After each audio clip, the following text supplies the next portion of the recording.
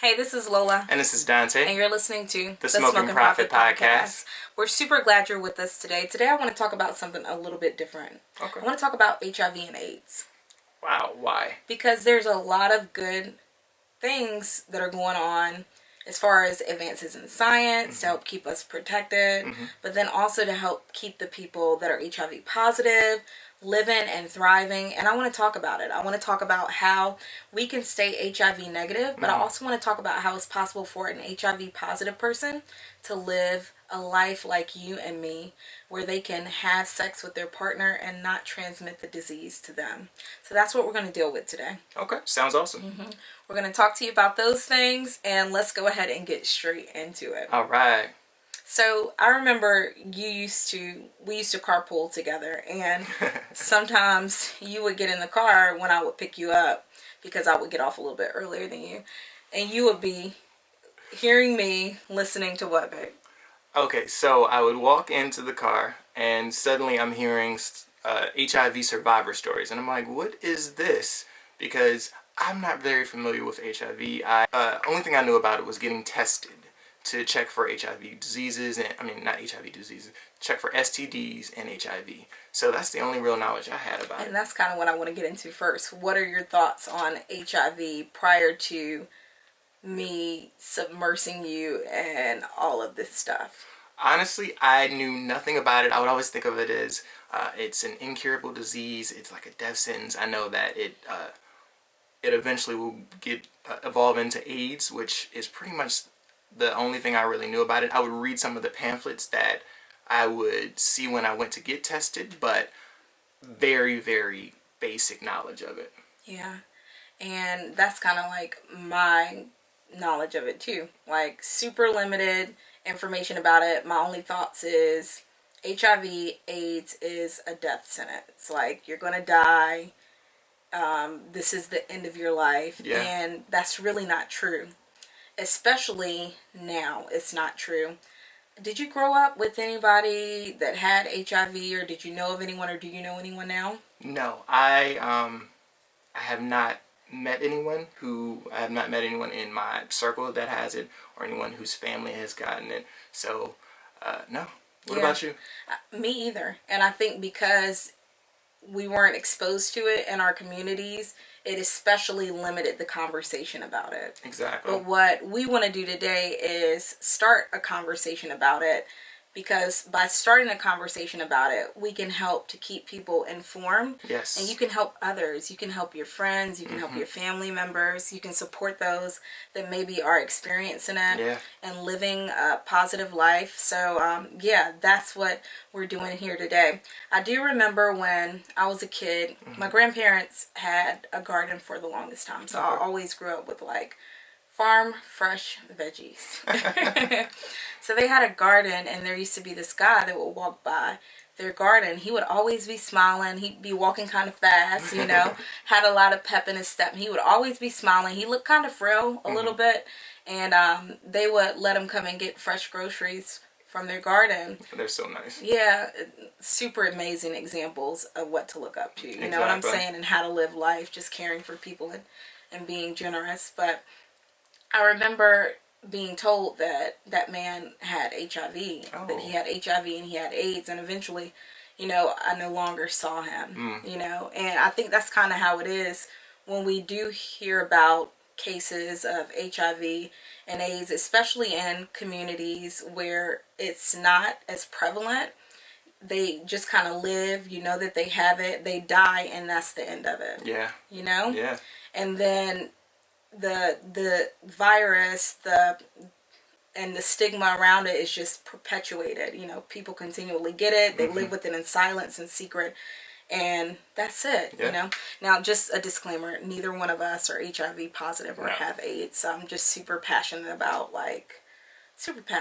this. I don't even know why, to be quite honest, but I think knowledge is important. So I think it's important to know the facts of what happens when someone gets HIV, and I think also just to teach other people as well and keep everyone informed, bring some awareness. So I think that's why you're passionate. Absolutely. Go ahead. What were you going to say, babe? No, I think it's one of the traits that I really like about you, I know we're not getting into you, but it's one of the traits I like about you, because you do see things that are on a global stage that are really big, and you say, you know what, maybe we should let other people know, because I wouldn't have thought about it or been informed unless she got into it, because, you know, she's my help me. Yeah. You're so sweet. I'm learning while we're doing this video as well. We help each other. Now, one of the communities that HIV and AIDS has impacted since the beginning, like back in the 80s and even up to now, is the LGBTQIA plus community. And namely, gay men or men that have sex with men. I think that's another reason why maybe we're not exposed to so many of the advancements that have taken place. For example, there is a drug that you can use if you're HIV negative, and it will help to prevent you from contracting the virus. It's called PrEP. And it's for HIV negative? It's for HIV negative people. Okay. So I was watching this video on YouTube a while ago, and a woman that's HIV positive is married to an HIV negative man. Wow. And they are living and thriving. They have a family that's growing, and he's remaining negative and she's remaining positive with the help of this drug called PrEP. And what exactly does the drug do? So people that don't have HIV take the drug, and the drug goes into their body and basically blocks the HIV-1 virus from entering it and taking over their bloodstream and all of that stuff. Okay. Now, along with that, the person that's HIV positive, the woman I was telling you about, she's still taking medications. They're called ART, antiretroviral drugs. That's what she's taking.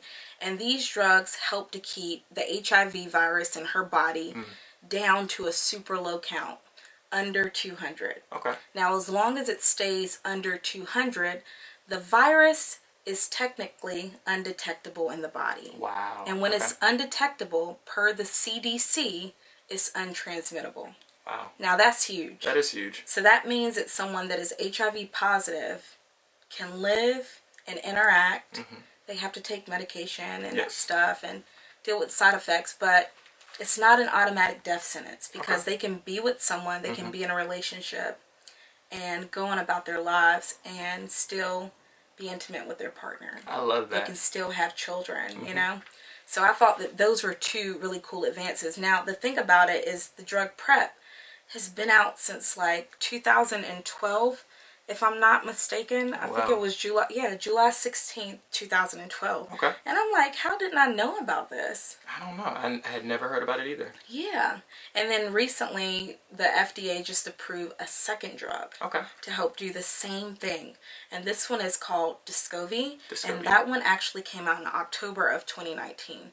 Now, the only difference between... Well, not the only difference, because there's some differences with the side effects and how it processes in the body. But the main difference between PrEP and Descovy is that PrEP research was done on men and women. Okay.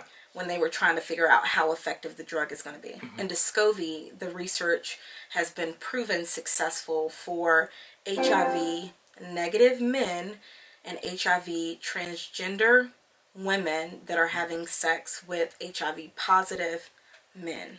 Got it. If that makes sense. That makes total sense. So it wasn't really tested for men who have sex with women. Exactly.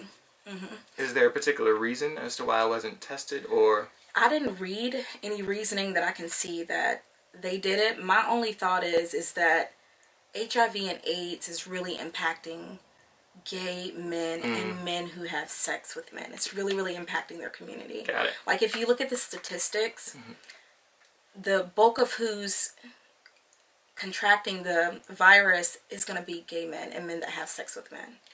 Why is that? I don't understand. Well, that's a good question, Dante. So, we're going to get a little bit graphic. Okay. So, anal sex is the highest risk sex that you can have.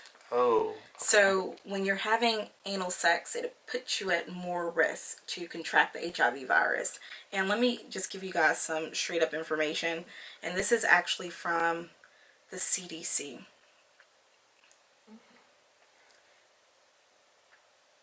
You're looking at what I'm doing? I am. I'm learning while I'm looking. Okay, so the lining of the rectum is thin. We are getting very graphic. Yes, and it may allow the HIV virus to enter the body. So Okay. that's why it's more high risk. But Okay. then the person that's receiving during that process is actually 13 times more likely to get infected than the person on the top. Wow. So the sex is just higher risk sex. That makes sense. Yeah.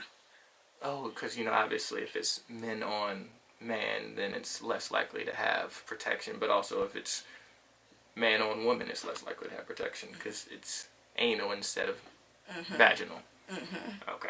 Yeah. That makes total sense to me now. Yeah. So that was actually a super good question. Like, I had to look that one up. Oh, we went all graphic on that one. Okay. We did. But yeah, I guess what we just want to leave you guys with is knowing that HIV and AIDS is not a death sentence. No. So if you know someone that's dealing with it, if you know someone that you want to help keep safe, maybe someone that has higher risk sex, definitely make sure you're having the conversation. Make sure you're talking with them and asking them, hey, are you aware of this drug called PrEP? Yes. Did you know that this was available, or what are your thoughts on this? And just have that conversation so that we can try to keep each other protected. Right, and keep each other living and thriving and all of that good stuff. Exactly, because we want everyone to live their best life. Exactly.